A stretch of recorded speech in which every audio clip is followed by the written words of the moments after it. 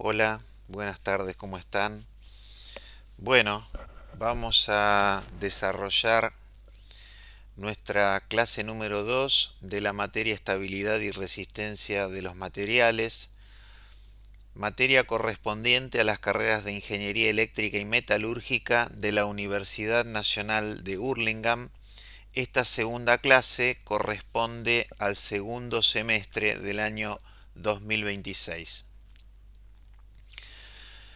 Como hacemos habitualmente, en la primera transparencia nos vamos a referir a lo que vamos a ver en la clase de hoy. Y de algún modo, en la clase primera habíamos estado trabajando varios aspectos con relación a las fuerzas, y entonces lo que vamos a hacer es pasar de mirar las fuerzas externas que actúan sobre una estructura para comenzar a comprender cómo esas acciones se transforman en efectos internos dentro del material. Al principio de la clase vamos a retomar la idea de carga, de reacción y de esfuerzo interno, y vamos a distinguir entre fuerzas concentradas, distribuidas y fuerzas de volumen. A continuación vamos a trabajar sobre las características geométricas de las secciones, en particular los momentos estáticos, el centro de gravedad, los momentos de inercia, que probablemente sean el aspecto principal de esta clase, el teorema de Steiner y los ejes principales. Acá me gustaría hacer hincapié sobre la idea que viene a continuación, y dice que la idea central será entender que una barra, que una viga, que una estructura, que un elemento de máquina no resiste solamente por el material con que está fabricada, sino también por cómo se encuentra distribuida su sección respecto de los ejes de trabajo. Es decir, que hay un componente que tiene que ver con el material y otro componente que tiene que ver con la forma que tiene el material para soportar las cargas, para definir un nivel de tensiones, para definir un nivel de deformación.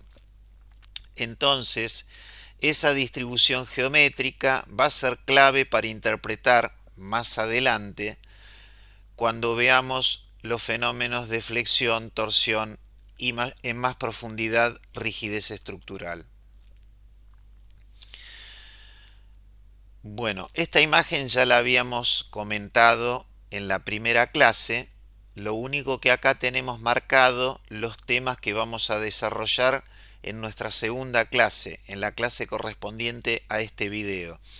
Vamos a completar algunos aspectos de la unidad 1 que están marcados a la izquierda, que tienen que ver con cargas concentradas y distribuidas, y luego vamos a trabajar mayoritariamente lo que tiene que ver con las características geométricas de las secciones transversales. Bueno, y este es un diagrama de flujo que me gusta mucho porque en alguna medida nos muestra todo el camino desde las acciones externas hacia cómo el material reacciona internamente a través de tensiones, que esas tensiones pueden ser normales o esas tensiones pueden ser tangenciales o lógicamente y habitualmente una combinación de ellas.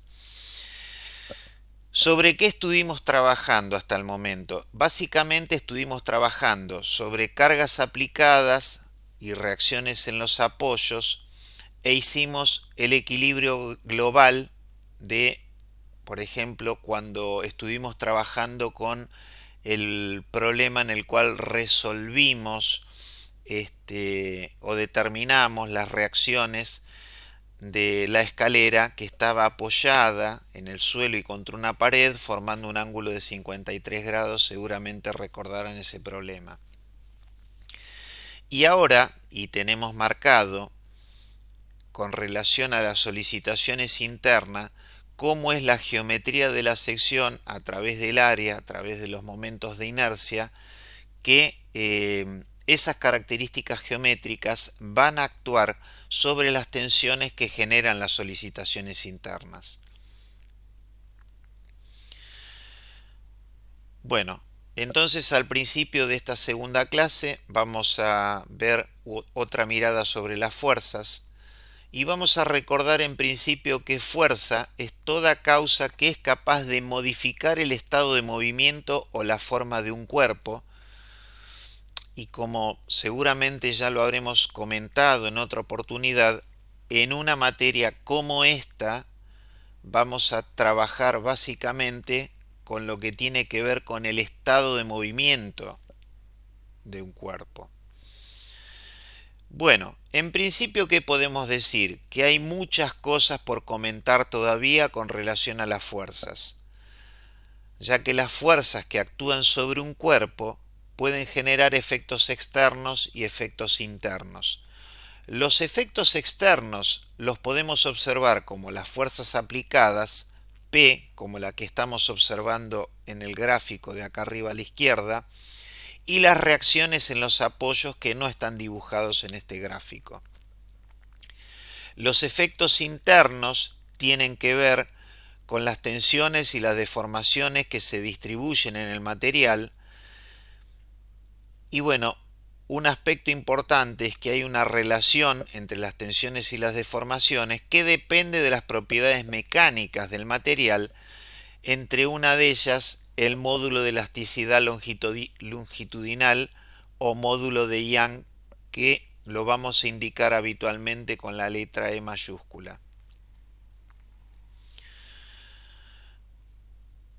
En estabilidad se estudian las fuerzas exteriores, como las que tenemos en el esquema de arriba a la izquierda, F1, F2, F3, Fn, mientras que en la resistencia de materiales lo que vamos a hacer es analizar cómo estas fuerzas generan tensiones internas, siendo que las tensiones internas las tenemos dibujadas en ese mismo esquema, aplicadas a una sección de nuestro cuerpo, ¿no? Las fuerzas se dividen en fuerzas de superficie, por contacto directo, y fuerzas de volumen que pueden ser producidas por campos de fuerza. Entre los campos de fuerza, el más conocido es el gravitatorio, también tenemos el campo eléctrico y el campo magnético. Evidentemente que el peso, W mayúscula, es un ejemplo de fuerza de volumen y que se representa a través de una fuerza concentrada en el baricentro. Es lo que estamos observando en la imagen que tenemos arriba a la derecha.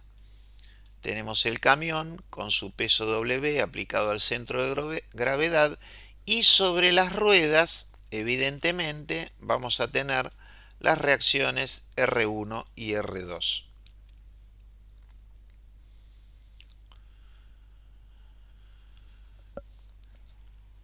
Si bien es cierto que en la materia de estabilidad y resistencia de los materiales nosotros vamos a trabajar con métodos aproximados, con hipótesis de trabajo, con formulaciones relativamente sencillas, dado el desarrollo del hardware a nivel de las computadoras, el desarrollo de los software de elementos finitos, desde hace mucho tiempo ya es posible hacer simulación numérica en computadoras que nos permiten, entre otras cosas, por ejemplo, determinar el estado de tensión o el estado de deformación de una pieza que incluso puede estar dibujada en 3 dimensiones y con un grado de detalle geométrico muy importante, y el software lo que requiere que nosotros le digamos es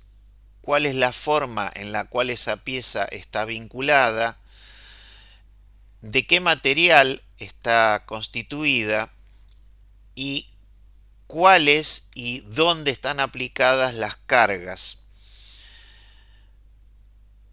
La técnica de elementos finitos lo que hace es dividir a ese cuerpo en estudio, a esa estructura en estudio, a través de generar una malla, que en el caso es una malla tridimensional, y a través de resolver unas ecuaciones matriciales, nos entrega como salida información como mapas de colores. Y los mapas de colores realmente son muy representativos y causan, bueno, un impacto y permiten una comprensión del fenómeno estructural muy profunda, ¿no? En el caso de la imagen que tenemos en esta transparencia, lo que nos están presentando es un mapa de deformación plástica. Habitualmente, cuando los colores tienden hacia el rojo es donde tenemos los valores mayores, y cuando por el contrario van hacia los azules es porque allí tenemos los valores menores. Entonces, bueno, esta técnica de los elementos finitos nos permite, como les decía, tener una comprensión global de lo que está sucediendo con una estructura, con un elemento de máquina, con un componente mecánico, en cuanto, por ejemplo, a su estado de tensión o a su estado de formación, visualizar cómo es la variación de esos estados y dónde la pieza está o la estructura se encuentra más comprometida, ¿no? Pero bueno, lógicamente que este tema es un tema que se ve en otro tipo de materia, simplemente lo mencionamos porque nuestra materia en alguna medida es una suerte de paso previo, ¿no? Muy bien. Entonces, las fuerzas pueden ser concentradas o distribuidas, ¿no? En este esquema tenemos fuerzas concentradas, P1 y P2, aplicadas en los puntos B y C de una viga que está soportada en sus extremos.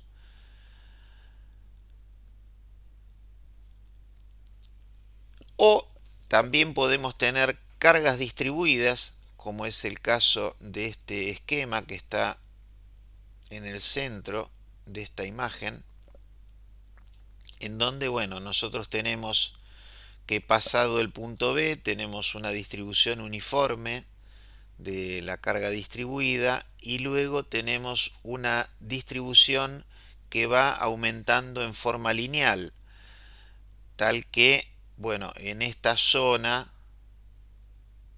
hacia la derecha de la viga tenemos el mayor valor de la carga distribuida. Esa carga distribuida se puede analizar, por lo menos, vamos a borrar acá, en la zona triangular y hacia la derecha, ¿no? O sea, esta zona se la puede analizar como una carga uniforme y asociada a ella una carga triangular, ¿no es cierto? Y sumar el efecto de ambas. Bueno, yendo a la tercera imagen, la de la rueda, la fuerza del pavimento actúa sobre el neumático distribuida en el área de contacto B, ¿sí? O sea, allí tenemos el área de contacto. Y esa área de contacto es de mayor tamaño cuando el neumático se encuentra más desinflado, ¿no? Entonces ahí esa área de contacto es más evidente.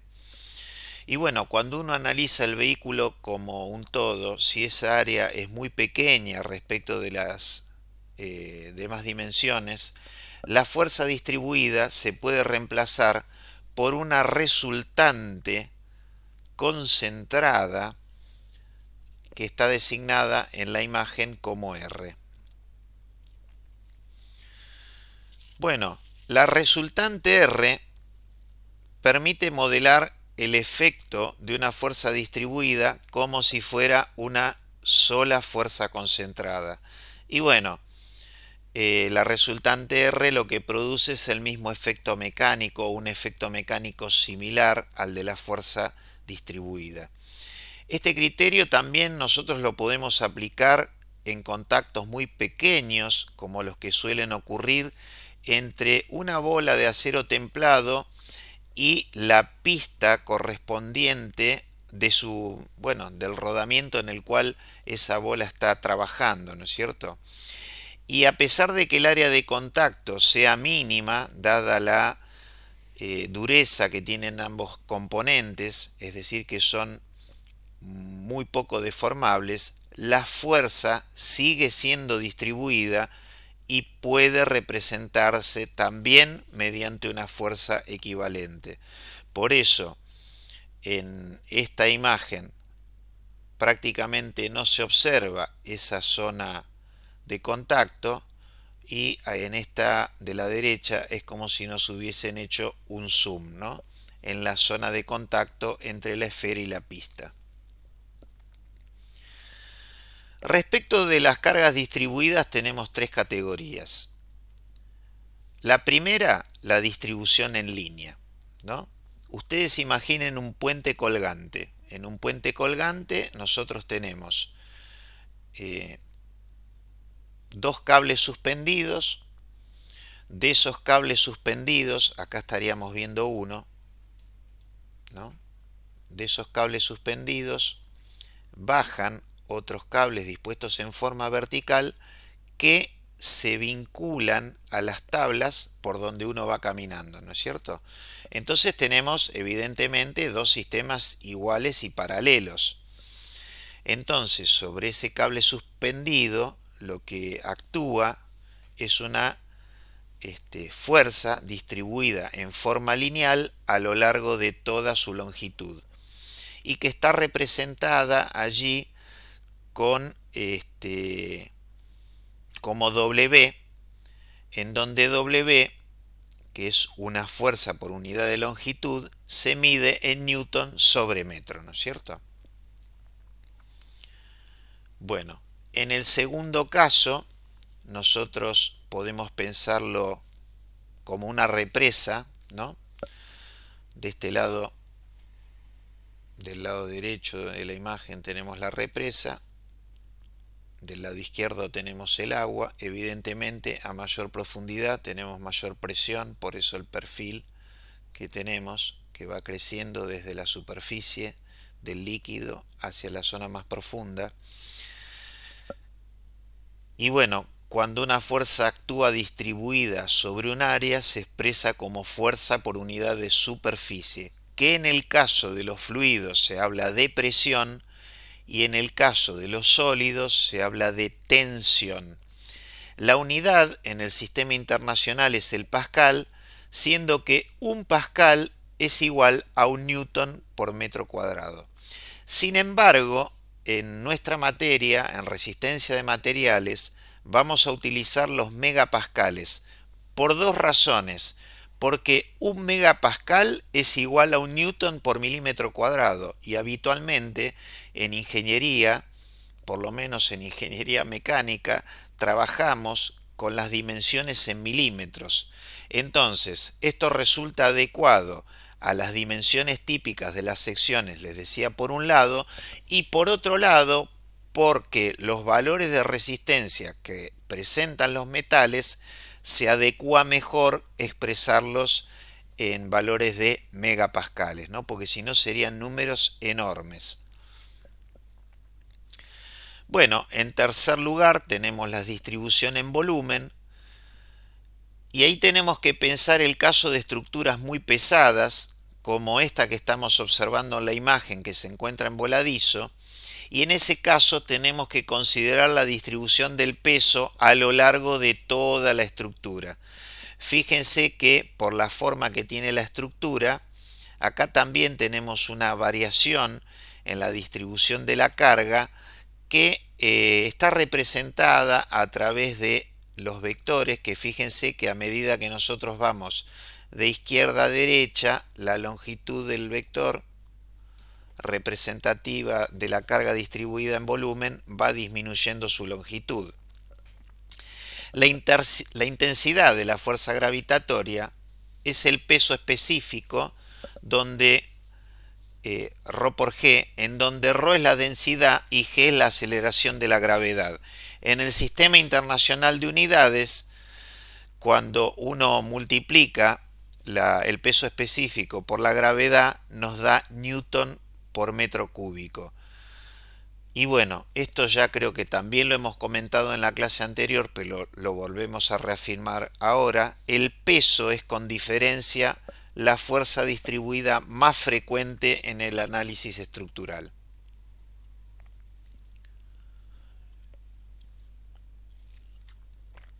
Muy bien, ahora vamos a hacer un cambio drástico de tema porque nos vamos a enfocar en las características geométricas de las secciones transversales de las barras.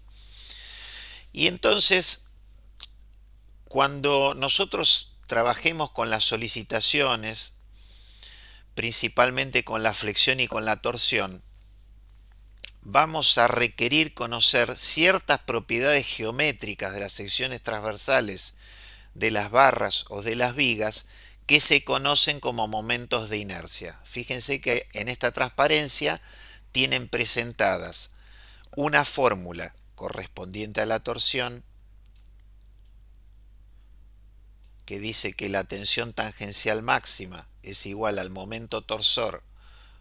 Está pensada para una barra cilíndrica maciza que tiene un radio R, en donde I sub P es el momento de inercia polar. Y por otro lado tenemos presentada también la fórmula de flexión. En la flexión nosotros tenemos tensiones normales y las tensiones normales máximas mínimas, de ahí el más menos, máxima o mínimo, va a depender del momento flector, de la distancia I máximo entre la superficie y el eje neutro, entre la superficie, por ejemplo, del perfil que estemos analizando, y todo esto dividido en momento de inercia, ¿no? Como hablamos de momento de inercia, acá lo pusimos en verde, en la fórmula lo tenemos indicado en el mismo color. Si bien es cierto que el momento de inercia y otras características que vamos a ver a continuación son propiedades geométricas, su aplicación solamente pertenece a la resistencia de materiales. Es por ese motivo que no se abordan en un curso de geometría, sino que se lo hace en una materia como la que estamos cursando en este momento. Muy bien, ahora nos vamos a enfocar en la primera de las características geométricas que se denominan momentos estáticos o momentos de primer orden, ¿sí? Entonces, fíjense lo siguiente, nosotros acá tenemos una figura plana que tiene un contorno arbitrario. Esa figura tiene un área F de tantos milímetros cuadrados. Estamos referenciando esa sección a un sistema de coordenadas YX que tiene un origen en el punto O. Y también hemos indicado en este esquema de la izquierda un área elemental diferencial F que se encuentra a una distancia Y respecto del eje X y a una distancia X respecto del eje Y.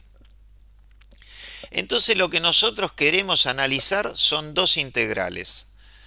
El momento de inercia de esa figura respecto del eje X. Entonces, ¿cómo vamos a calcular ese momento? Es un momento estático, ¿no?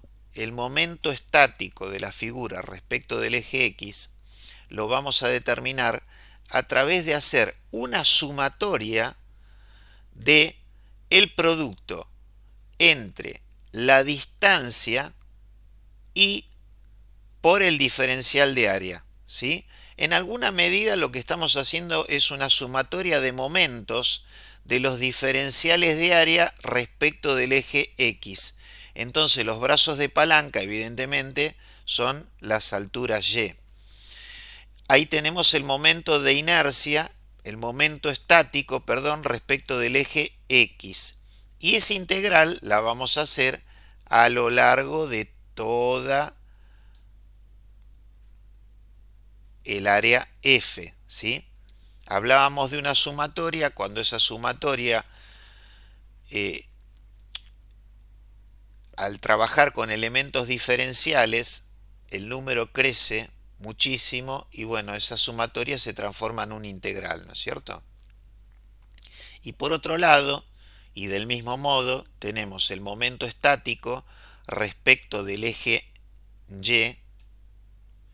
Bueno, va a ser los momentos que tenga estos diferenciales de área respecto del eje Y, en donde el brazo de palanca evidentemente va a ser X, ¿no? Entonces, podemos decir que cada integral lo que hace es representar las sumas de los productos de las áreas elementales diferencial f por la distancia al eje correspondiente, ¿no es cierto? Y decíamos que la primera integral se denomina momento estático o momento de primer orden de la sección respecto del eje X y la segunda respecto del eje Y. Los momentos estáticos se miden en milímetro cúbico, ahí dice también o centímetro cúbico. Yo al ser ingeniero mecánico siempre voy a hablar en milímetro cúbico. Fíjense que resulta simplemente del siguiente análisis. La distancia Y es en milímetros, el diferencial de área es milímetro cuadrado, milímetro por milímetro cuadrado, milímetro cúbico, ¿no? Y bueno, dependiendo la posición de la figura respecto de los ejes, ese momento estático puede tener un signo positivo, un signo negativo o incluso puede llegar a valer cero. En el caso de la imagen que tenemos de la figura que está arriba a la izquierda, evidentemente que en ese caso vamos a tener un momento estático positivo, pero si la misma figura la bajamos por debajo del eje X, ¿no? Al bajarlo debajo del eje X, las distancias Y van a ser negativas y ese momento estático se va a transformar en un valor negativo. ¿Y qué es lo que representa el momento estático? El momento estático es una medida de cómo se encuentra distribuida el área respecto a un eje.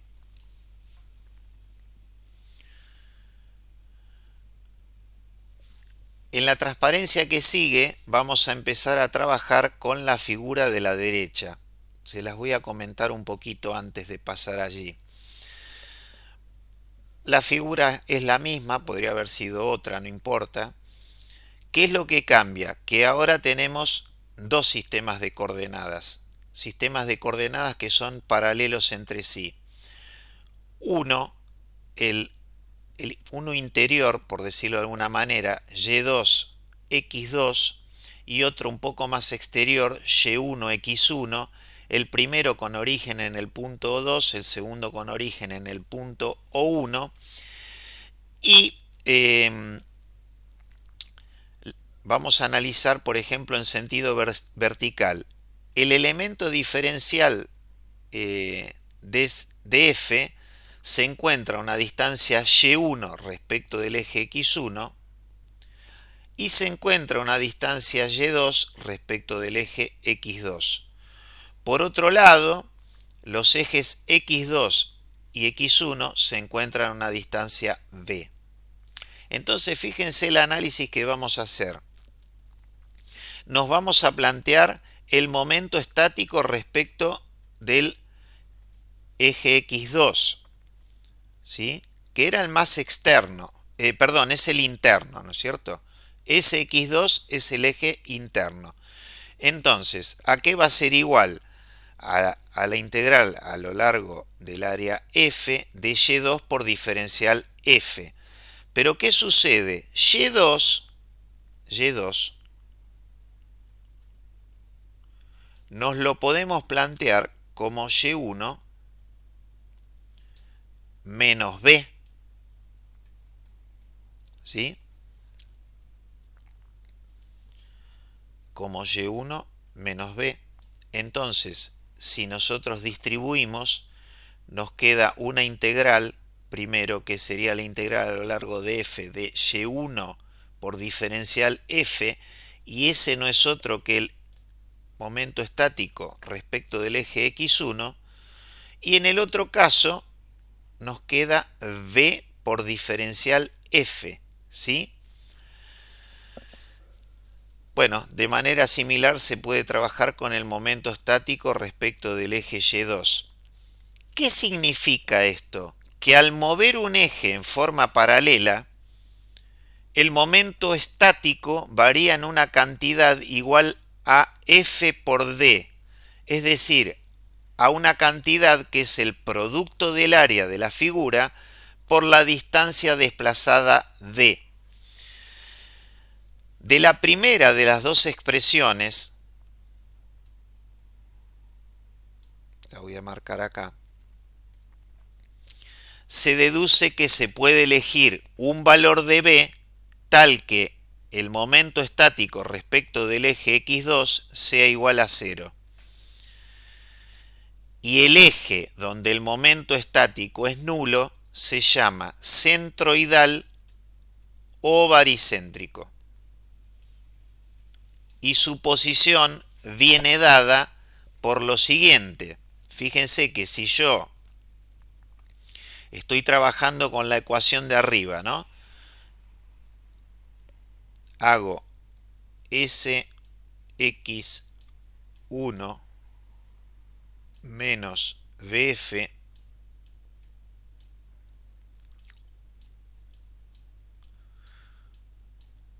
igual a 0. Lógicamente que si yo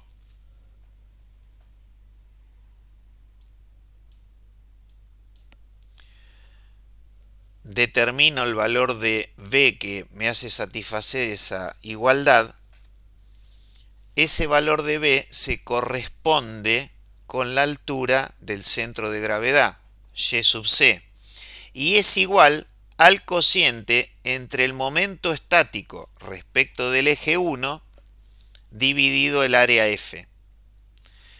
Perdón.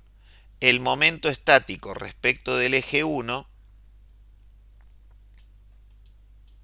dividido el área de la figura f. Bueno, se puede proceder de manera análoga y en ese caso el valor de x sub c será igual al momento estático respecto del eje y1 dividido el valor del área f. Y el cruce de ambos ejes lo que nos va a definir es el centro de gravedad que tiene por coordenadas xc, y sub c, donde todo eje de simetría tiene un momento estático nulo. Entonces, con las ecuaciones 50 y 51 se puede determinar el baricentro centroide a partir de los momentos estáticos. O inclusive podemos resolver el problema inverso, que será obtener los momentos estáticos si conocemos la posición del baricentro de la sección que estamos estudiando. Ustedes recordarán que en la clase anterior habíamos analizado también la determinación del baricentro de una figura, pero en ese caso trabajando con sistemas de fuerzas paralelas en dos ejes, ¿no?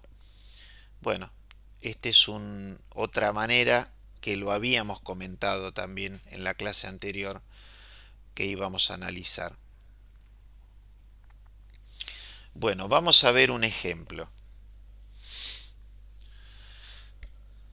¿Qué tenemos acá? Tenemos un triángulo que tiene una base B, que tiene una altura h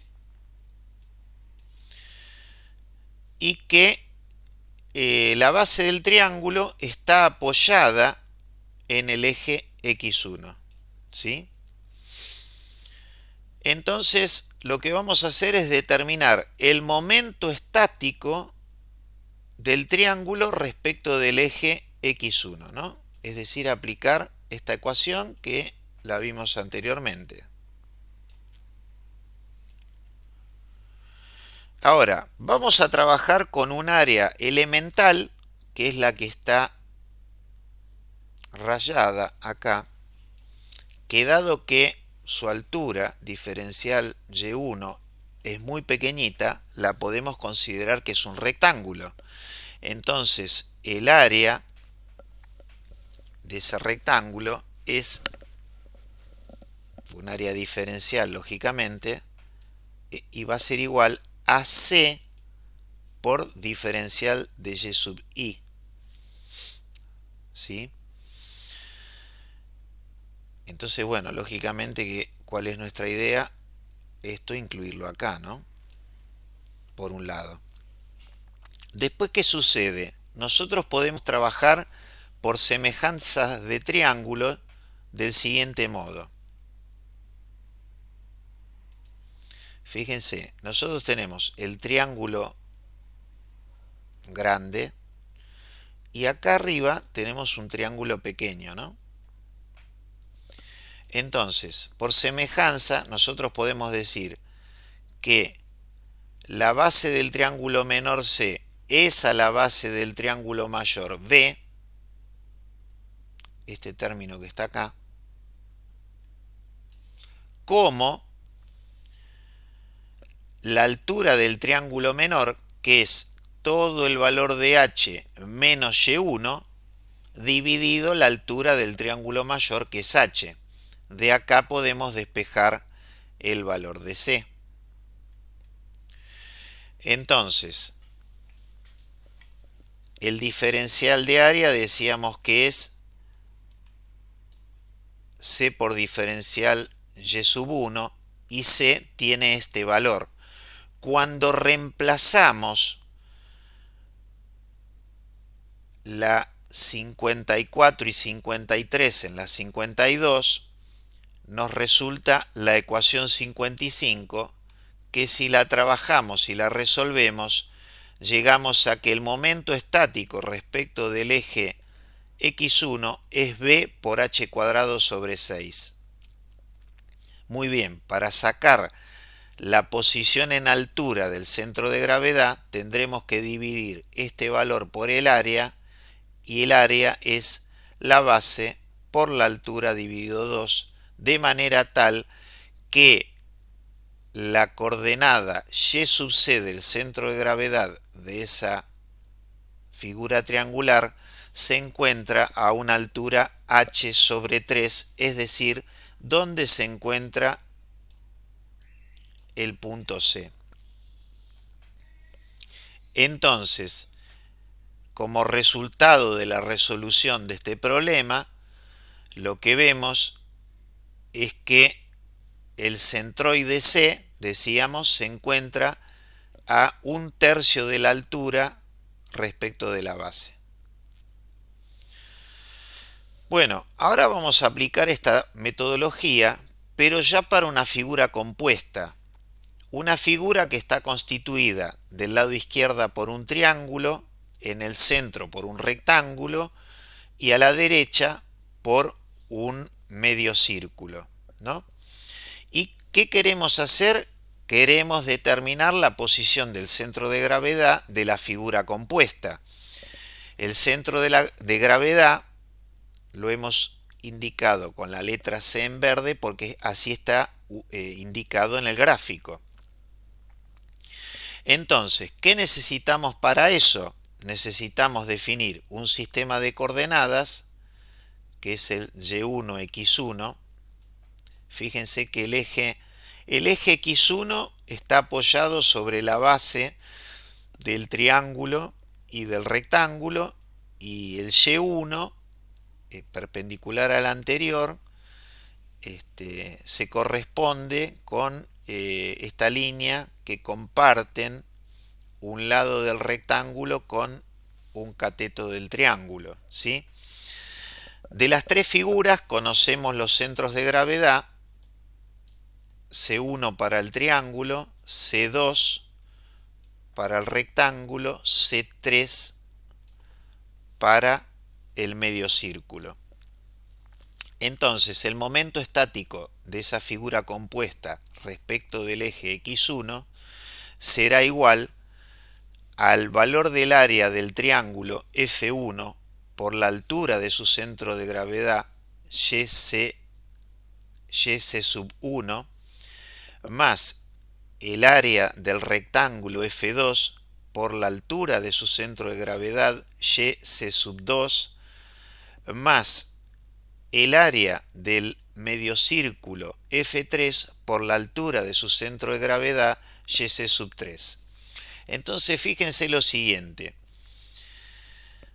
el área del triángulo son 60 la base por 30 la altura dividido 2, y el valor de YC sub 1 es la altura 30 dividido 3. Lo terminamos de ver en el problema anterior, ¿correcto? Entonces, este es el primer término del momento estático. Luego tenemos que el del rectángulo es la base 30 por 60 la altura, y lógicamente la posición del centro de gravedad en altura es la mitad de la altura del rectángulo, 30. Y en tercer lugar tenemos que para el medio círculo, el área de ese medio círculo es pi por el radio, que son 20, pi por el radio al cuadrado, que son 20 al cuadrado, dividido 2, porque es medio círculo, y la altura, el centro se encuentra a 40 milímetros respecto de la base. Cuando sumamos, el SX1 nos da 88.100 milímetros cúbicos. Bueno, del mismo modo se puede trabajar con el momento estático respecto del eje Y1, y para determinar las coordenadas del centro de gravedad de la figura compuesta, evidentemente necesitamos conocer el área de toda la figura, que va a ser la sumatoria del área del triángulo, 60 por 30 dividido 2, más el área del rectángulo, 60 por 30, más el área del medio círculo, pi por 20 al cuadrado sobre 2, y eso nos da 3.330 milímetros cuadrados. Cuando dividimos el SX1 respecto del área, vamos a tener el valor de la altura del centro de gravedad, que resulta de 26,5 milímetros. En el caso que dividamos el SY1, que resulta de 33.200 milímetros cúbicos, por el área, nos va a dar la coordenada X del centro de gravedad de la figura compuesta, que es de 9,97 milímetros. Muy bien. En las estructuras es muy común la utilización de perfiles laminados, y bueno, posiblemente el perfil U que tenemos acá a la izquierda y el perfil T sean de los más utilizados, ¿no? Ahora, ¿qué queremos comentar al respecto de estos perfiles? Fíjense lo siguiente: si un área es simétrica respecto a un eje, su centro de gravedad debe ubicarse sobre ese eje. En el caso del perfil U, este sería el perfil U, fíjense que está dispuesto así como con la U acostada. El eje de simetría es el eje Y. Entonces, cuando yo calculo el momento estático respecto del eje Y, ¿qué sucede? Nosotros tenemos un área distribuida por encima del eje Y en espejo por debajo un área con la misma distribución. Cuando hacemos la sumatoria nos queda que el momento estático es 0, ¿no? Evidentemente, sobre esa línea, en algún lugar de esa línea, se va a encontrar el centro de gravedad, que bueno, acá ya lo tenemos dibujado en el punto C. Ahora, si por el contrario tenemos una sección que tiene dos ejes de simetría, como es el caso del perfil T, bueno, evidentemente que el centro de gravedad se va a encontrar en la intersección de esos dos ejes de simetría. Y esto implica que los momentos estáticos respecto a cada uno de esos ejes son 0, es decir, el SY y el SZ son iguales a 0. Bueno, vamos ahora a iniciarnos en el momento de inercia, que fue como arrancamos un poco el tema de las características geométricas de las secciones, ¿no? Y en primer lugar, comentarles que acá tenemos dos esquemas, uno correspondiente a una barra de sección cuadrada que está sometida a cargas de flexión, a momentos de flexión, y a la derecha tenemos una barra de sección circular sometida a momentos de torsión, ¿sí? Bueno, ¿qué podemos decir? Que mientras el momento estático nos hablaba de la distribución del área respecto de un eje, el momento de inercia nos habla de la rigidez. El momento de inercia lo que hace es describir cómo está distribuida el área de una sección respecto a un eje de giro. Y esta propiedad se relaciona con la resistencia de la barra a girar ante cargas externas. Fíjense que en el caso de la flexión posiblemente se vea de manera más sencilla. Frente a estos momentos flectores, la barra, esta barra de sección cuadrada, tendería a tomar una curvatura que por supuesto está exageradísima en el sentido que ahí intenté dibujar, ¿sí? Es decir, que la flexión, la torsión, tienden a generar giros sobre las barras, sobre las secciones de las barras. Y bueno, lógicamente ese giro puede ser causado por un momento de flexión o por un momento de torsión. Toda vez que tengamos una barra que tenga un mayor momento de inercia, va a rotar menos frente a la misma carga que otra con un menor momento, ¿sí?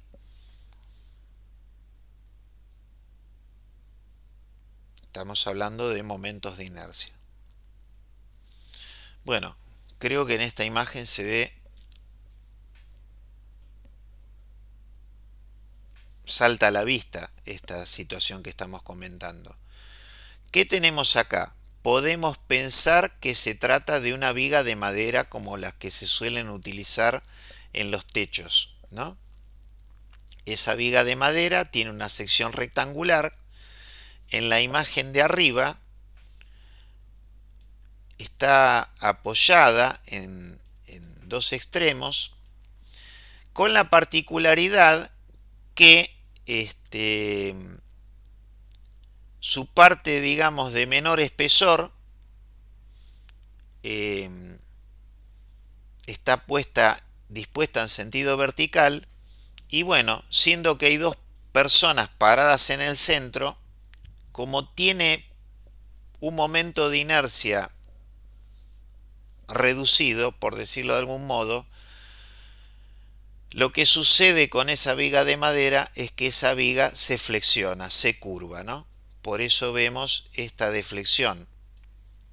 O sea, esto debería ser una línea recta, pero frente al peso de las personas y a su baja rigidez, bueno, se deforma y acá aparece una deflexión que la podríamos llamar delta, ¿no?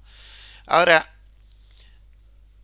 con la misma viga, si nosotros la disponemos girada a 90 grados respecto de su posición anterior, es decir, con su mayor espesor en sentido vertical, bueno, evidentemente ese efecto de deformación se minimiza porque lo que estamos haciendo es aumentando el momento de inercia. El momento de inercia, si bien hasta ahora no hemos calculado ninguno, para estas secciones rectangulares está representado por esta ecuación. Y fíjense que el momento de inercia depende del cubo de la altura, ¿sí? Que es h mayor en este caso, menor en este otro. Entonces, al aumentar el momento de inercia, estamos aumentando la rigidez. Al aumentar la rigidez, estamos reduciendo la deformación.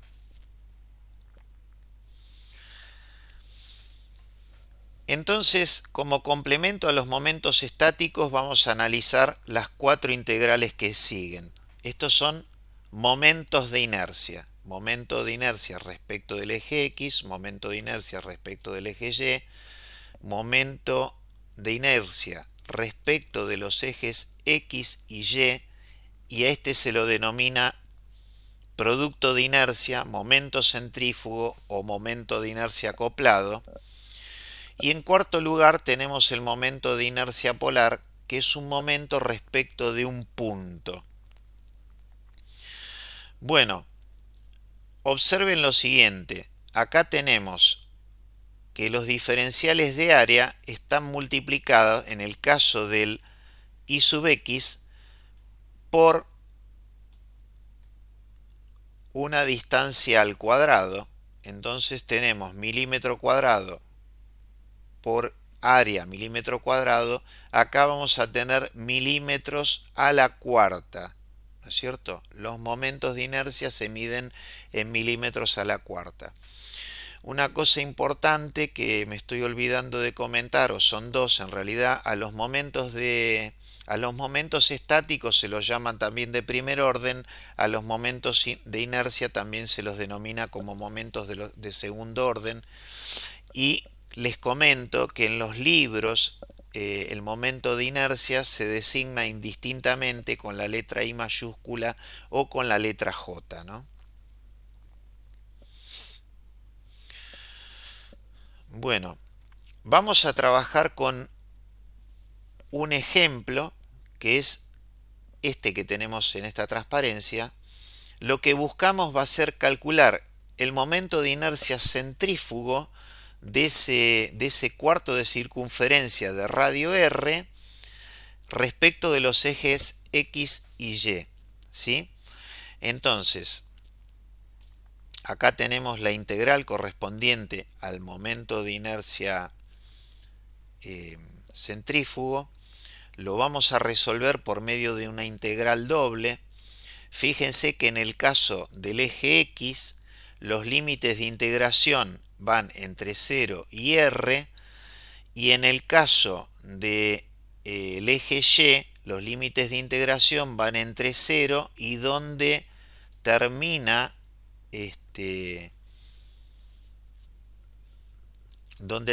la sección, que donde termina la sección está representada por la ecuación de la circunferencia. La ecuación de la circunferencia, ustedes recordarán que es x cuadrado, es una circunferencia con origen en el centro de coordenadas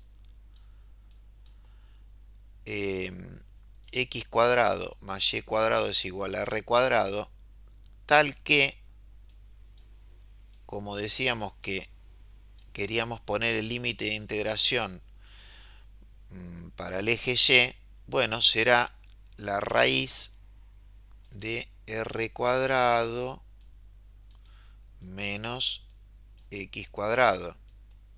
Ese límite de integración es el que tenemos aquí, ¿no? Entonces, ¿qué pasa? La integral de y por diferencial y es y cuadrado sobre 2, ¿sí? Que es lo que tenemos puesto acá. No encontré la forma de cómo poner los límites de integración. Los límites de integración, lógicamente que el superior es r cuadrado menos x cuadrado raíz cuadrada y el límite inferior es 0, ¿no?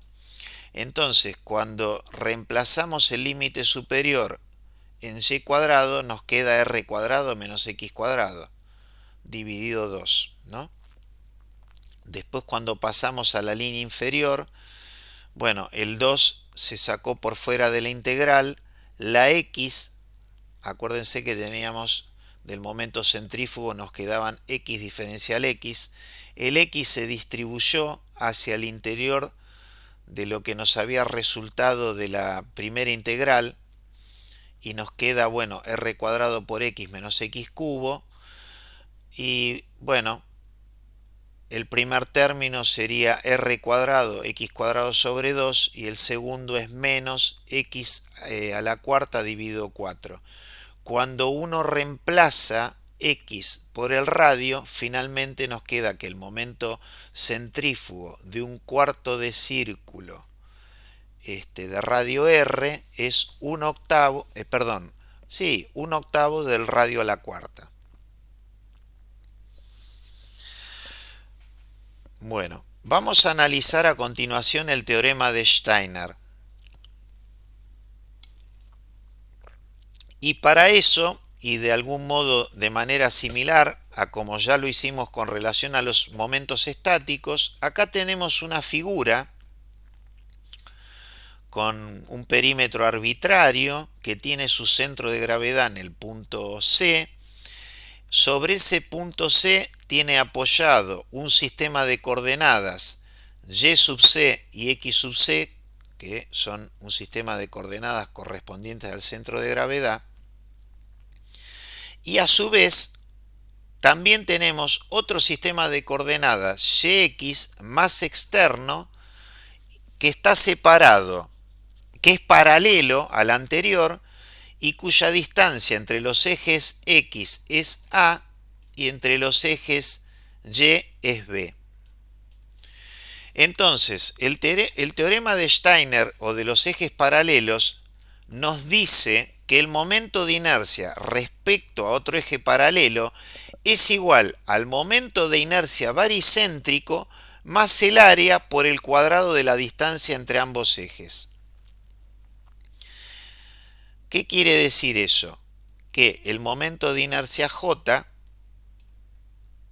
o I mayúscula,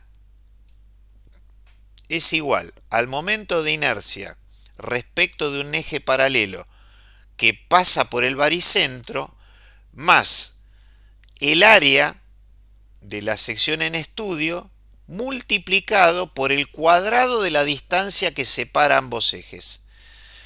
¿Qué quiere decir eso? Que mover el eje aumenta la inercia, ¿sí? Bueno, acá lo tenemos planteado, por ejemplo, el momento de inercia de esta figura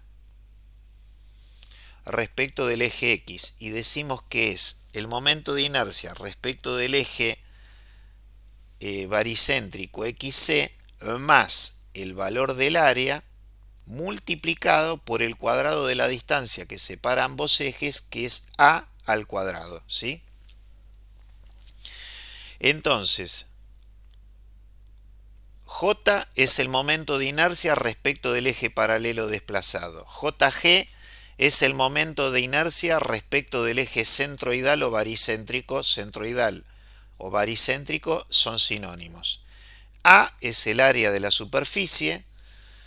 D, que puede ser A o B, es la distancia entre los ejes paralelos según corresponda a X o a Y.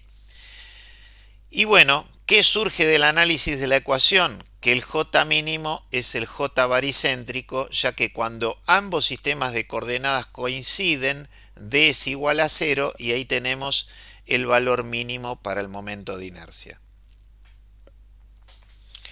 Bueno, vamos entonces a aplicar ahora, a continuación, el momento de Steiner para esta figura que nuevamente tenemos un triángulo de base B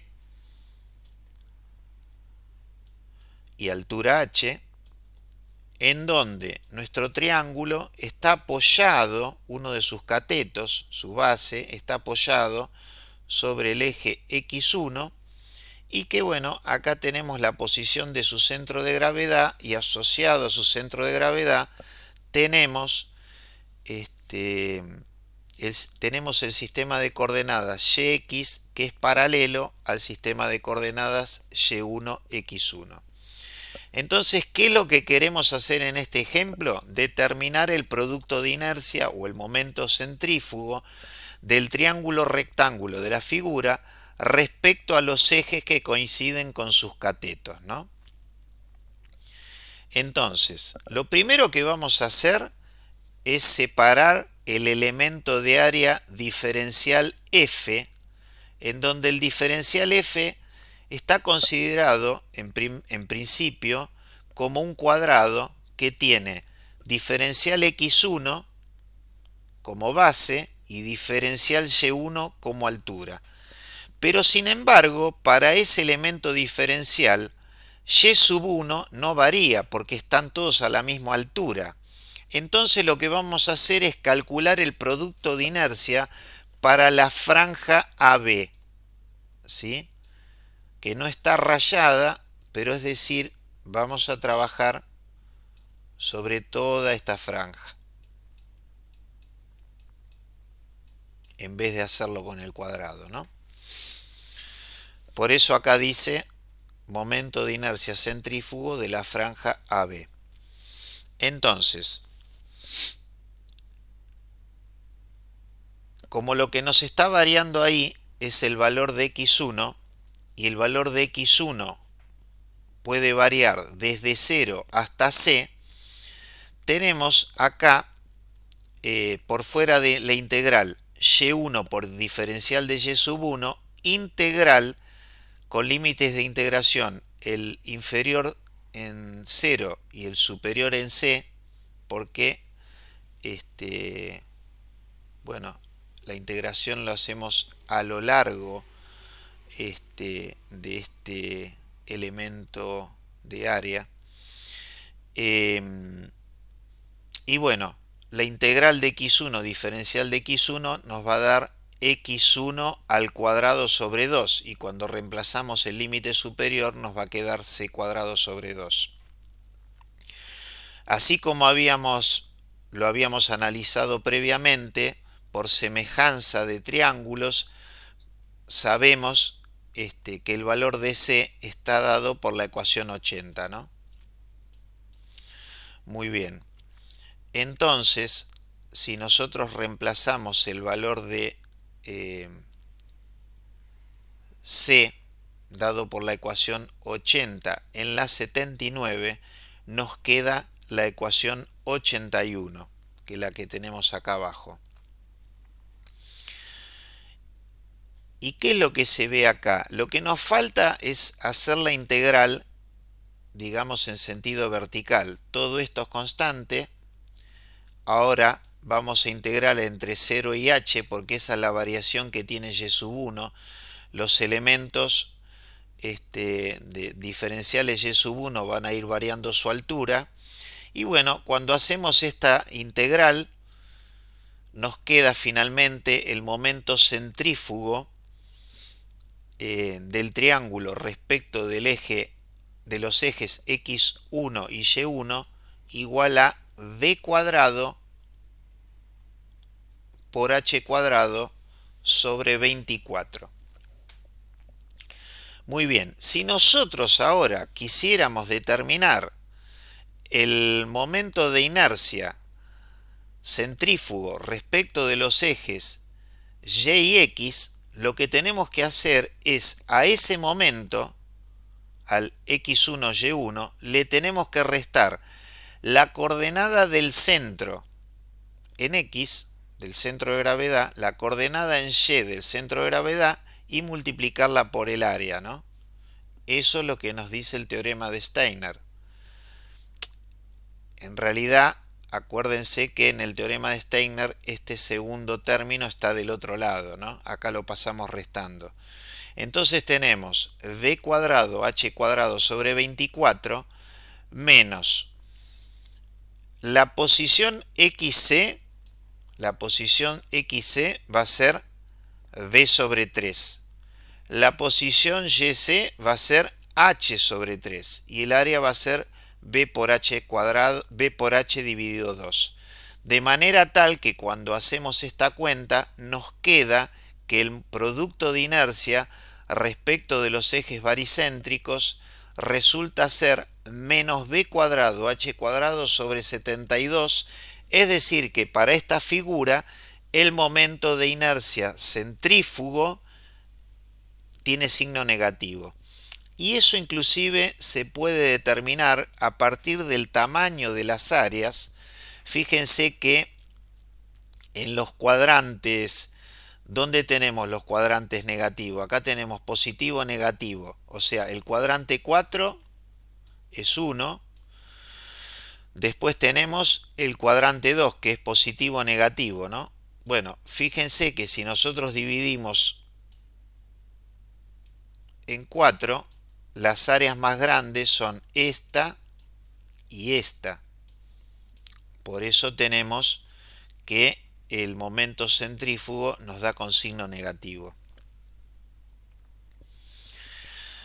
Bueno, antes de cerrar el tema de los momentos de inercia, vamos a recordar que el momento de inercia polar es la suma de los momentos de inercia respecto de los ejes x e y, tal como se muestra en la figura. Fíjense, yo tengo una figura con un perímetro arbitrario que tiene un valor de área A, y el elemento diferencial de área se encuentra a una distancia y del eje x, a una distancia x del eje y respecto del punto O, por eso polar, a una distancia r, ¿no? Entonces, el momento de inercia polar era la integral a lo largo del área, que en este caso, bueno, acá sería A, ¿no? Acá sería A, de r cuadrado por diferencial de área, pero el r cuadrado, ¿a qué es igual? Es igual a x cuadrado más y al cuadrado. Y cuando hacemos ese reemplazo nos quedan dos integrales sumadas, en donde la primera representa el momento de inercia respecto del eje x y la segunda representa el momento de inercia respecto del eje y. Es decir, que el momento de inercia polar es la suma de los momentos de inercia de la figura respecto de los ejes x, y al momento de inercia respecto del eje x le tenemos que sumar el momento de inercia respecto del eje y. Bueno, ahora vamos a trabajar con la rotación del sistema de coordenadas, y lo que vamos a hacer es ver cómo varían los momentos de inercia cuando se giran los ejes de XY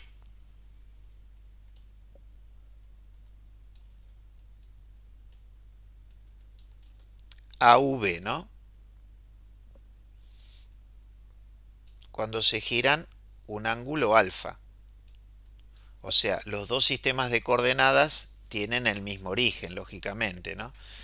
Las ecuaciones de rotación simplemente las vamos a demostrar porque es un tema que se ha visto en álgebra y están representadas allí por las ecuaciones 87 y 88, en donde las coordenadas de u y b se dan en función de las coordenadas y y x y del ángulo alfa, ¿no? Entonces, los momentos de inercia de nuestra figura de forma arbitraria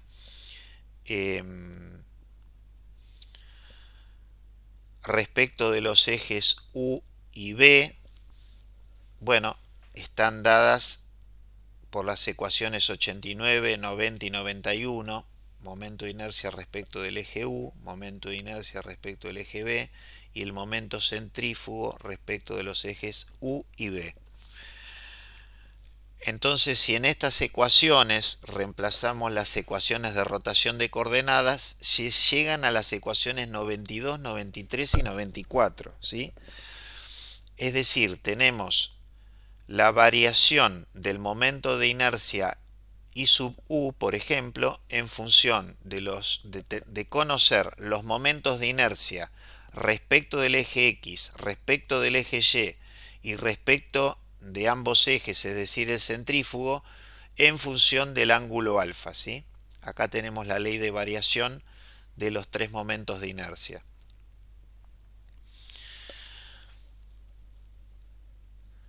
Fíjense que voy a volver un paso para atrás. Si nosotros sumamos la 92 más la 93, o sea que nos quedaría IU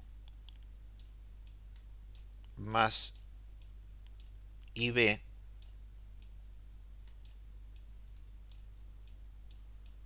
fíjense que me queda IX, factor común, paréntesis, coseno cuadrado de alfa, más seno cuadrado de alfa, cerrar paréntesis. O sea, nos queda IX. Después, el segundo término, que contiene el momento centrífugo, es negativo en la ecuación 92, positivo en la ecuación 93, se cancelan. Y finalmente, I sub y, factor común, abro paréntesis, seno cuadrado de alfa más coseno cuadrado de alfa, cierro paréntesis, seno cuadrado más coseno cuadrado es 1, acá nos queda I sub x más I sub y. Entonces, ¿qué pasa? Acá resulta algo interesante, ¿no? Aparte, esa suma era igual al momento de inercia polar. La suma de los momentos de inercia respecto a dos ejes ortogonales no depende del ángulo alfa y permanece constante al girar los ejes. Entonces, acá nos habla de recordar la ecuación 86. La ecuación 86 será esta, ¿no? La del momento de inercia polar, que era la suma de los momentos de inercia respecto de los ejes X y Y.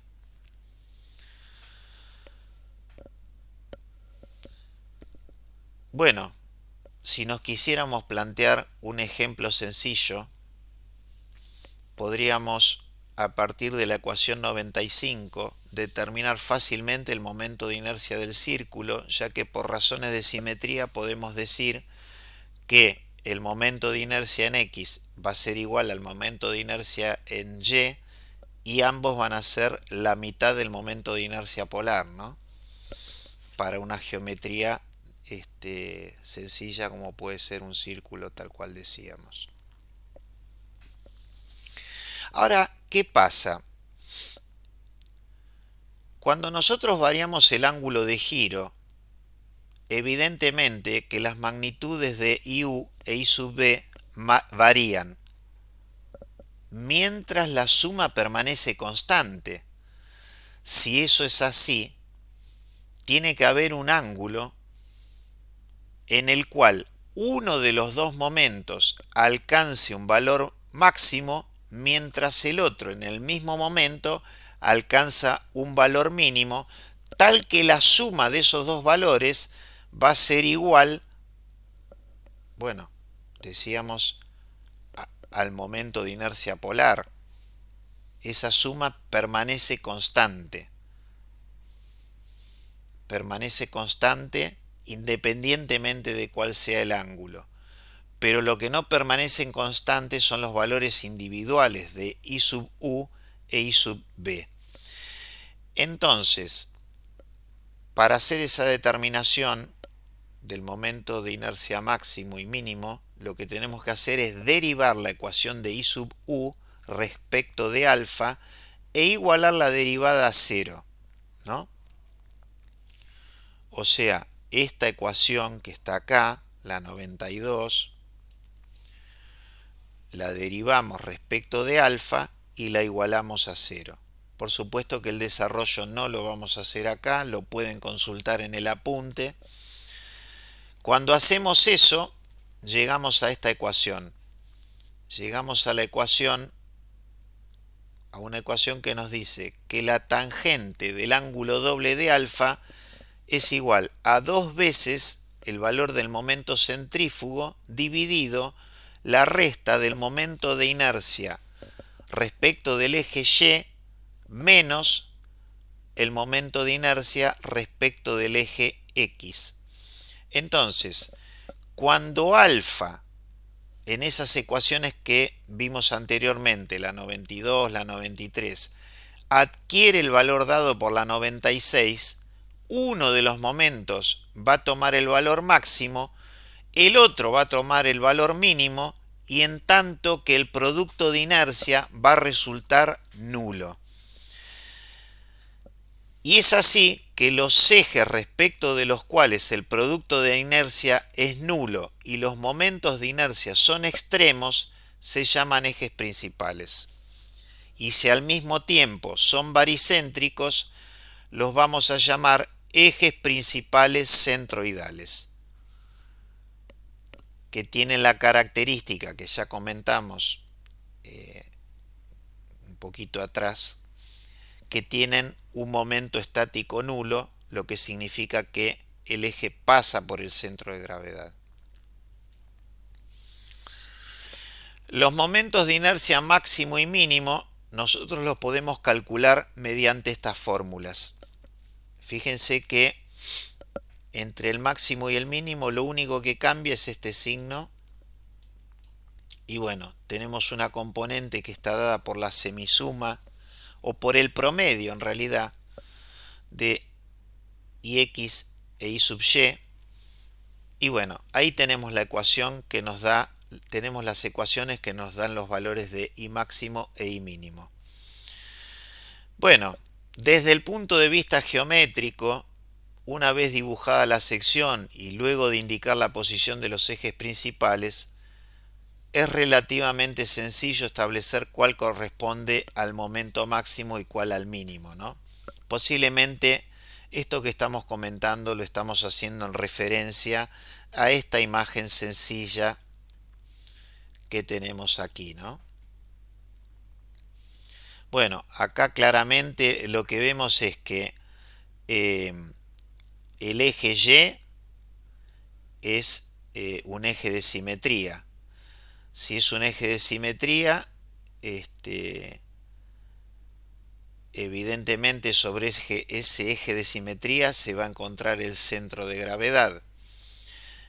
Fíjense que la distribución de las áreas, al ser simétrica respecto del eje Y, el momento de inercia centrífugo nos va a dar nulo.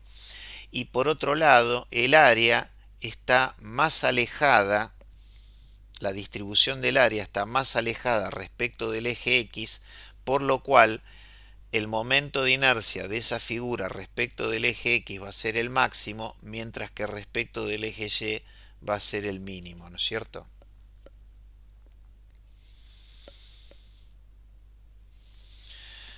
Bueno, vamos a ver ahora un ejemplo respecto de estos ejes principales de inercia. Seguimos trabajando con un triángulo.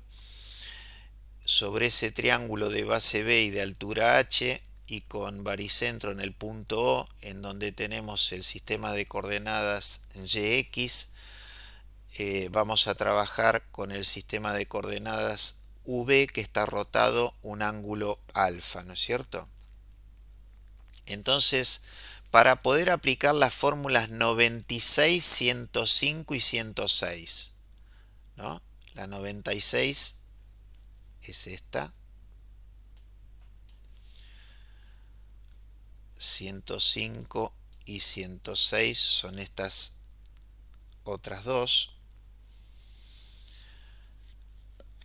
Necesitamos conocer, ¿qué es lo que necesitamos conocer? Los valores de I sub x, de I sub y de IXY. El de IXY ya lo habíamos calculado en el problema anterior y había resultado ser menos b cuadrado h cuadrado sobre 72. Y a partir de trabajar con la figura derecha, podemos calcular el momento de inercia, primero respecto de su base, es decir, el IX1, y luego respecto de su lateral, el IY1, para luego aplicar Steiner y tener los valores de los momentos de inercia baricéntricos, ¿no es cierto? Bueno, no vamos a repetir la formulación, la pueden ver en el PowerPoint que está incluido en el aula virtual. Este ejemplo también está en el apunte de la cátedra, en el apunte número 1. ¿A qué se llega? Se llega a los valores de los momentos de inercia I sub x e I sub y que están representados por las fórmulas en verde, ¿no?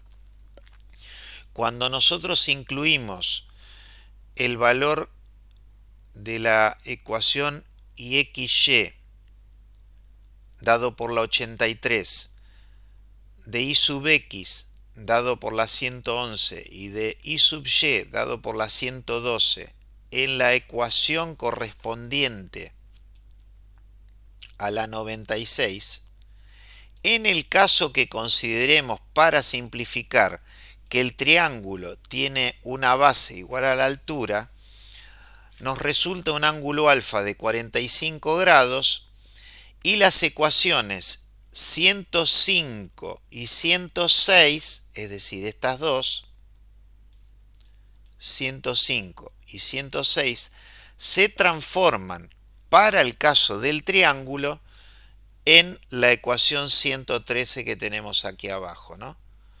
Es decir, que esta ecuación describe el momento de inercia máximo y el momento de inercia mínimo de un triángulo que tiene una base igual a su altura, en donde fíjense que el valor máximo saldrá por el más y el valor mínimo saldrá por el menos en esta ecuación.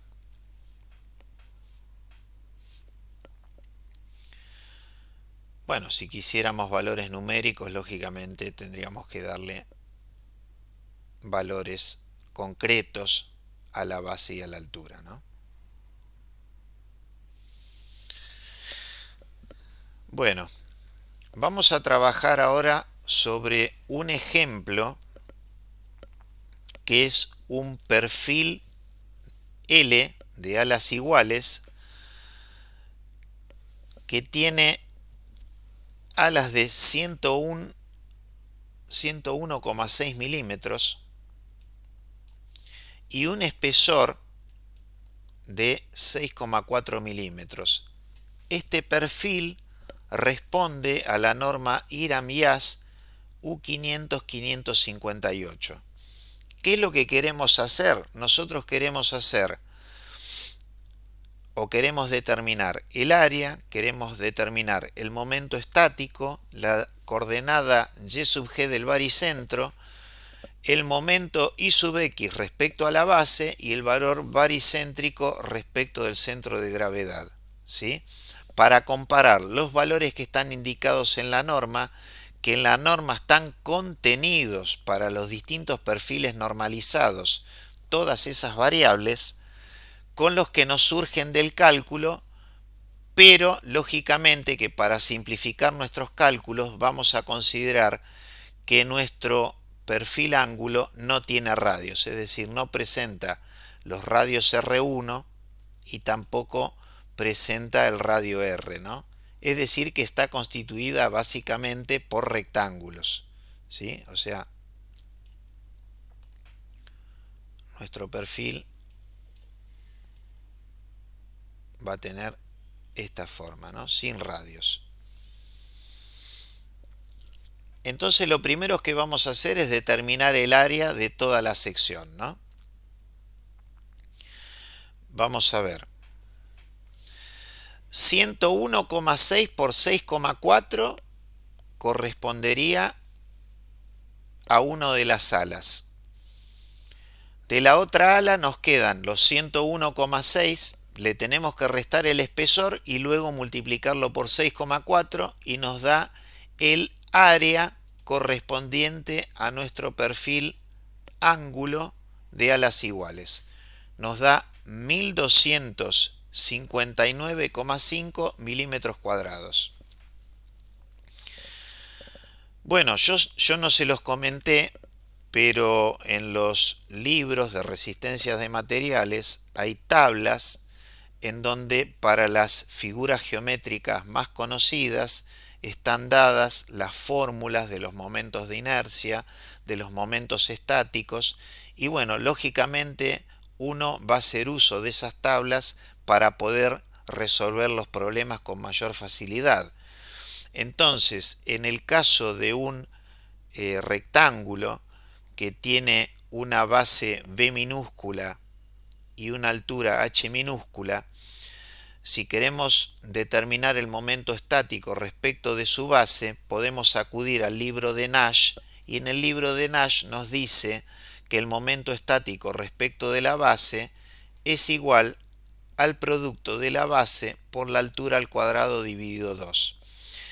Entonces, para la base A1 dice que es 101,6 menos 6,4 por 6,4 al cuadrado sobre 2, y para la otra es de 6,4 por 101,6 al cuadrado sobre 2. Es decir, la figura la estamos considerando de esta forma, ¿no?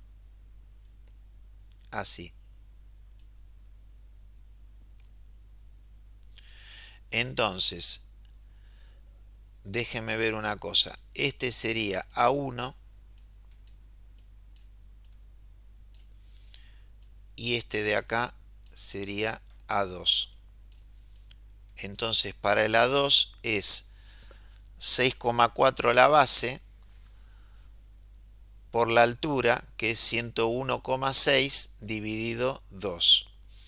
Y para la A1 es 101,6, que es todo, menos este espesor, 6,4, por la altura, que son 6,4 al cuadrado dividido 2.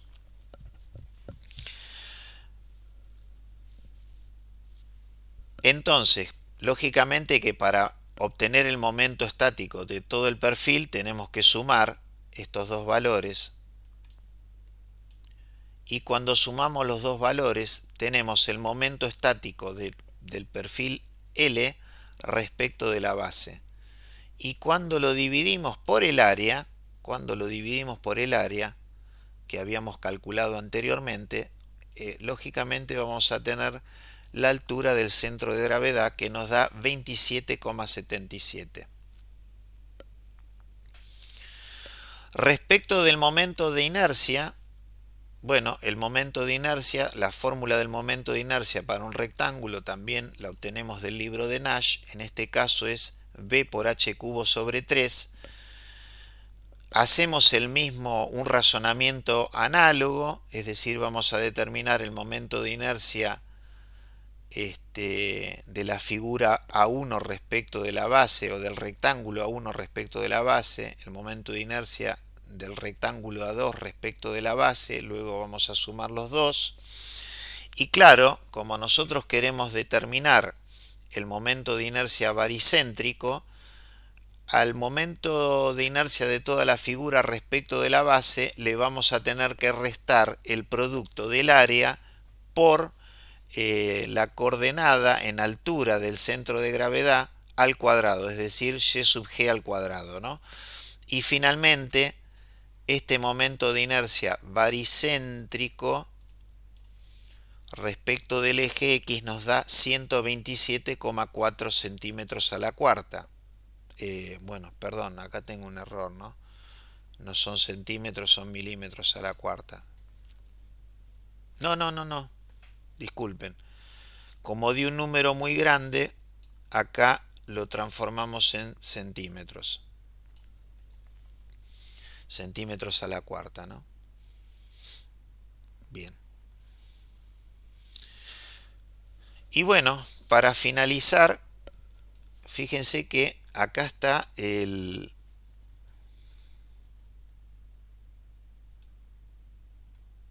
eje X correspondiente al centro de gravedad. El centro de gravedad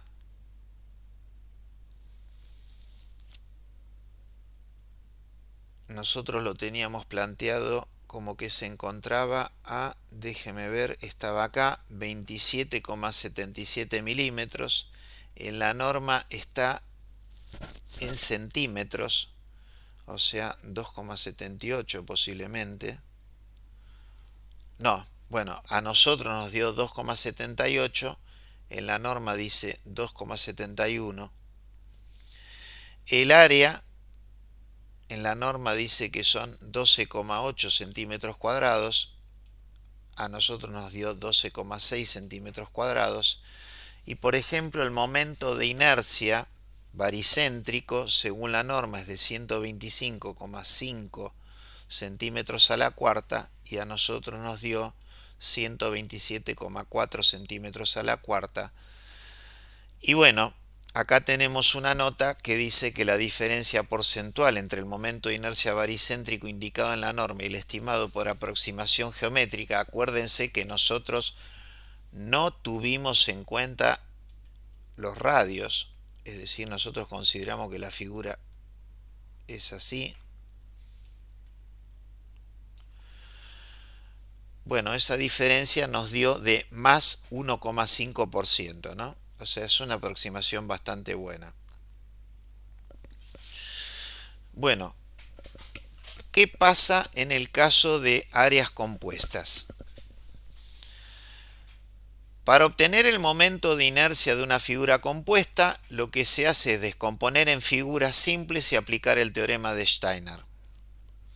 Entonces, cada una de las partes se puede considerar positiva o negativa según que sume o reste área y momento de inercia. Entonces, en esta figura nosotros tenemos un rectángulo exterior que sería de 80 por 60, ¿no es cierto? Al cual hay que restarle un triángulo que tiene una base de 40 y una altura de 30 y un cuarto de círculo que tiene un radio de 30 milímetros. Entonces el triángulo y el cuarto de círculo se restan porque representan vacíos dentro del contorno. Y bueno, vamos a ver que cuando hay muchas partes conviene tabular áreas, momentos baricéntricos, distancias al eje y el término f por d al cuadrado para aplicar el teorema de Steiner de manera ordenada.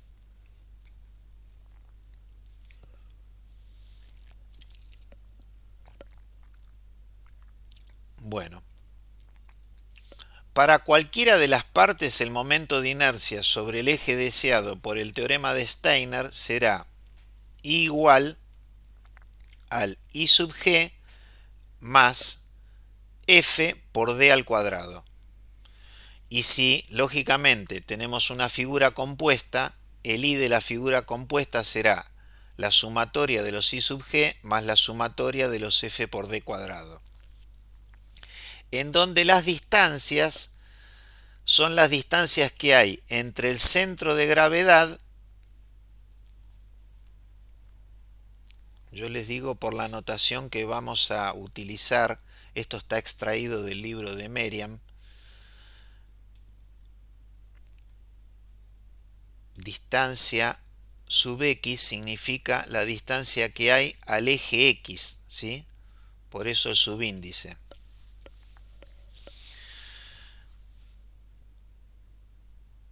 O sea, es la distancia entre el centro de gravedad y los ejes X, Y respectivamente. Lo estamos viendo en la figura a la derecha, ¿no? Bueno, esas distancias son las que están marcadas acá. Nosotros lo que vamos a tener que hacer es armar una tabla como la que tenemos presentada en esta transparencia, ¿no? En donde vamos a tener las áreas, las distancias, los productos de las áreas por el cuadrado de las distancias, tanto las distancias entre los ejes X como entre los ejes y luego los momentos de inercia baricéntricos respecto del eje X, respecto del eje y como estamos trabajando con figuras compuestas nos van a aparecer las sumatorias. Entonces, el área celeste, que es el área de la figura respecto de la cual queremos determinar el momento de inercia, decimos que se encuentra dividido en tres partes. Tenemos un rectángulo, un cuarto de círculo y un triángulo. Dos de ellas son áreas negativas que representan vacíos. Entonces, en la figura que tenemos a la derecha, se muestran los ejes baricéntricos, que son los ejes X0, Y0, y los centros de gravedad C2 y C3 correspondientes, que nos va a facilitar el cálculo mediante el método de áreas positivas y áreas negativas. Entonces, por ejemplo, parte 1. Parte 1 entendemos por el rectángulo. El rectángulo tiene un área de 80 por 60. ¿Sí? 80 por 60. Por la disposición que tiene respecto de la base, el centro de gravedad se encuentra a 30 y respecto del lateral, porque el eje Y se encuentra en el lateral, está a 40. Entonces, si hacemos el producto del área por el valor de d sub x elevado al cuadrado, me da este número. Si hacemos el valor del área multiplicado por el d sub y al cuadrado, me da este otro número. ¿Sí? Y luego, para un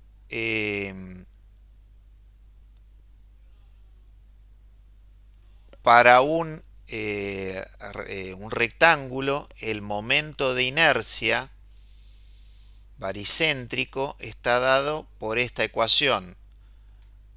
La base por la altura al cubo dividido 12. ¿Sí?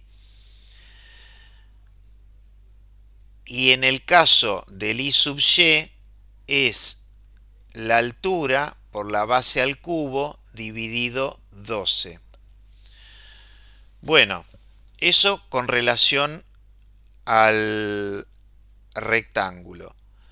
Si hiciéramos el mismo trabajo respecto del triángulo, que es la parte 3, ¿qué tenemos ahí? El área sería 40, que es la base, por 30, que es la altura, dividido 2, y eso con signo negativo.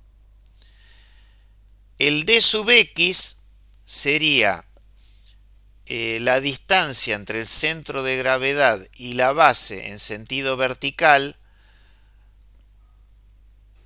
Como la altura del triángulo es 30, será 30 dividido 3. 30 dividido 3 nos da 10. Y el d sub y, que es la distancia respecto del eje Y, van a ser estos 40 milímetros más 40 dividido 3.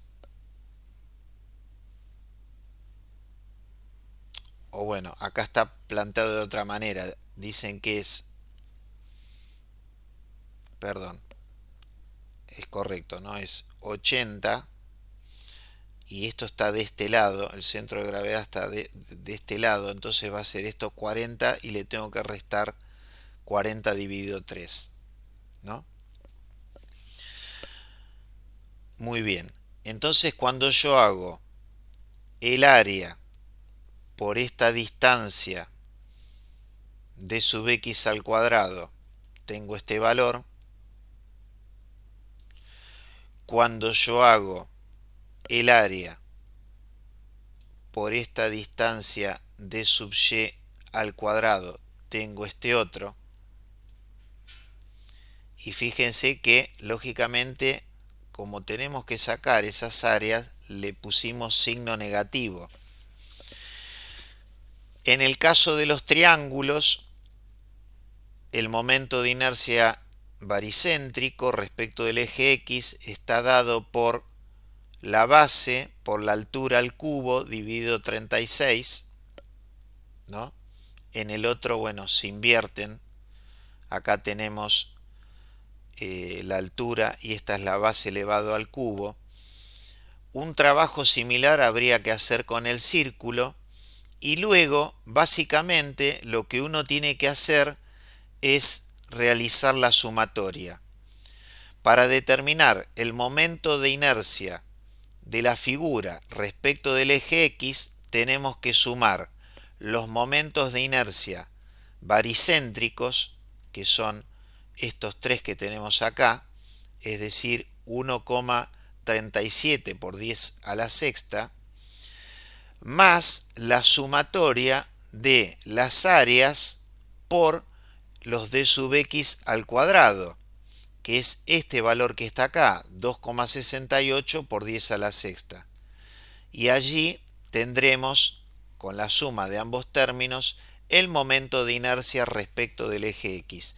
Si repetimos el proceso respecto del eje Y, tendremos el otro momento de inercia y así habremos determinado los dos momentos de inercia para esta figura compuesta, con esta metodología que está tomada del libro de Merriam. Bueno, como les decía, y a modo de ejemplo, en la bibliografía de resistencia de materiales se van a encontrar con tablas de momentos de inercia. Fíjense que, por ejemplo, acá tenemos un cuadrado, nos da la coordenada X del centro de gravedad, la coordenada Y del centro de gravedad, tenemos el área, tenemos el momento de inercia respecto del eje X, que lo tenemos en la base, el momento de inercia respecto del eje Y, que el eje Y lo tenemos en un lateral, el momento de inercia centrífugo, el momento de inercia baricéntrico, X baricéntrico, Y baricéntrico y lógicamente el centrífugo baricéntrico que es nulo, ¿no? Fíjense que en el rectángulo teníamos BH cubo sobre 12. Si vamos para atrás, acá tenemos base por la altura al cubo sobre 12. Y en el caso del triángulo es dividido 36. Vamos a buscar el triángulo. Acá lo tenemos dividido 36. Bueno, más figuras. Bueno, finalmente mencionar los conceptos importantes y respecto de la naturaleza de las fuerzas, lo que buscamos es comprender cómo se aplican realmente las cargas en ingeniería. Los momentos estáticos vimos que nos sirven para determinar el baricentro a partir de la distribución del área. Los momentos de inercia nos sirven para caracterizar la resistencia de una sección frente a una carga de flexión, de torsión. Nos habla de su estabilidad y de su posibilidad de resistir las vibraciones. El teorema de Steiner o de los ejes paralelos nos muestra cómo trasladar momentos de inercia para analizar áreas compuestas, La rotación de ejes y los ejes principales nos permite identificar la dirección natural de rigidez de una sección mediante sus ejes principales, y las áreas compuestas nos permiten calcular el momento de inercia de cualquier sección no tabulada mediante su descomposición y la aplicación del teorema de Steiner.